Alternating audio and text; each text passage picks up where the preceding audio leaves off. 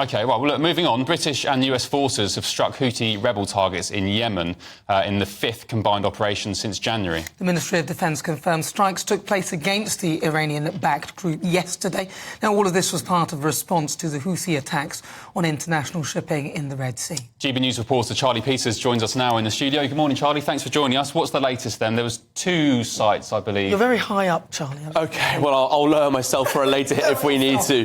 Well, there were 13 targets hit yesterday across 2 different sites. And the main site was the port city of Hodeidah, where the Houthis have a significant command and control operation. It's the 4th largest city in Yemen, and it's a significant area for their base of operations. And from there, we know that RAF Typhoons and US FA-18s struck both long-range drone facilities there, but also some anti-air, surface-to-air missiles which were being stored in that location. That's key because this month, US forces in the Red Sea and indeed across the Arabian Peninsula have had some difficulty with their so-called Reaper drones being shot down. Now, the Houthis say they've shot down 3. Looking at the evidence they've provided, I think they have almost certainly taken down 2. There's a remote chance that the 3rd Reaper drone that they've hit isn't American or has been reproduced from a former target. There are no markings on it, so that's a bit uncertain. But it's clear that there have been some losses in the sky. This is the 5th joint operation, as you said, but the US has conducted many of its own strikes in Yemen since this response to the naval blockade began.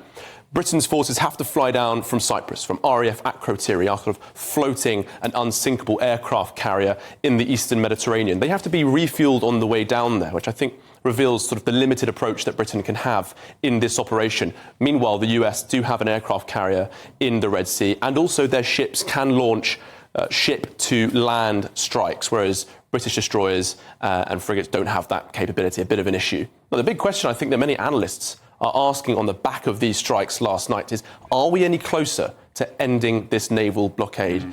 This has been going on, as you've said, for several months now, and the rate of attacks have been reduced. And we heard from Rishi Sunak his view on how he thinks that the British response is going to this crisis. Well, what about the... always said that we will not hesitate, and I will not hesitate, to protect British interests abroad and at home. There is an ongoing threat that the Houthis pose, 197 attacks since November. All our intelligence indicates that previous sets of strikes have been successful in degrading military capabilities of the Houthis, targeting supply, commander control, and launch sites for drones and missiles. And there is also a risk in inaction that would damage the global economy and further risk our international security.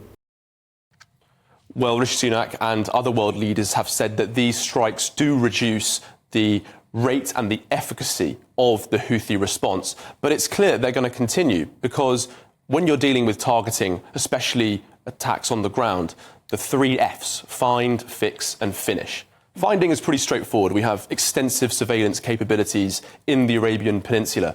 But fixing these targets is very difficult. They're light, they're mobile, they're agile. The Houthis can move their drones and their missile launch facilities at a moment's notice. So being able to remove all of them, even with the enormous Western firepower in the region, that's a crisis. The Houthis know it. And in effect, they have the strategic upper hand. They can keep launching those missiles into the Red Sea, blocking maritime shipping and having possibly a greater impact on the money in our pockets. OK. Charlie Peters, thanks very much. Appreciate it. I wonder if we'll see more chance of Yemen. Yemen, do us proud. Turn those ships around. Turn another ship around. Pakistan-Palestine process.